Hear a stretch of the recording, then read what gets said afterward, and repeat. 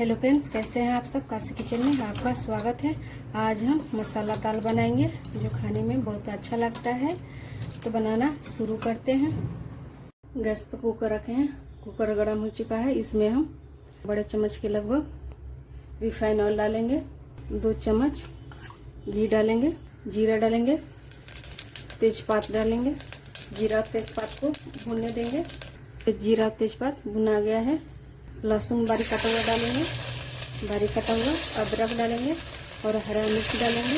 इन सब को भून लेंगे। अब इसमें हम बारीक कटा हुआ प्याज डाल देते हैं। प्याज को भी हम डालकर भून लेंगे। ये प्याज भुना गया है। टमाटर कटा हुआ डाल देते हैं। टमाटर को भी अच्छे से भून लेंगे। अब इसमें कुछ सूखे मसाले डाल देते हैं। धनिया और जीरा पाउडर डाल देते हैं। हल्दी पाउडर, कश्मीरी लाल मिर्च पाउडर डाल देते हैं। चने के दाल को 1 घंटे के लिए हम पानी में भिगो दिए थे। देखिए अच्छे से फूल गया है। अब चने की दाल डाल देते हैं और अच्छे से मिला लेते हैं।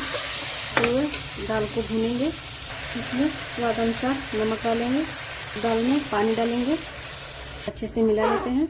इसमें हम 1 छोटे चम्मच के लगभग गरम मसाला पाउडर डाल देते हैं और अच्छे से मिला लेते हैं। सीटी लगा लेते हैं। 3 से 4 सीटी आने तक दाल को पका लेंगे मीडियम फ्लेम पर। मसाला दाल बनकर तैयार हो गया है। इतना अच्छा लग रहा है देखने में। मसाला दाल बन गया है, पक भी गया है। अच्छे से हम चला देंगे। इसमें हम थोड़ा सा धनिया डाल देते हैं और अच्छे से मिला देते हैं। मसाला दाल बनकर तैयार हो गया है। कैसा लगा कमेंट करके जरूर बताइएगा। मिलते हैं एक नई रेसिपी के साथ। तब तक के लिए नमस्कार।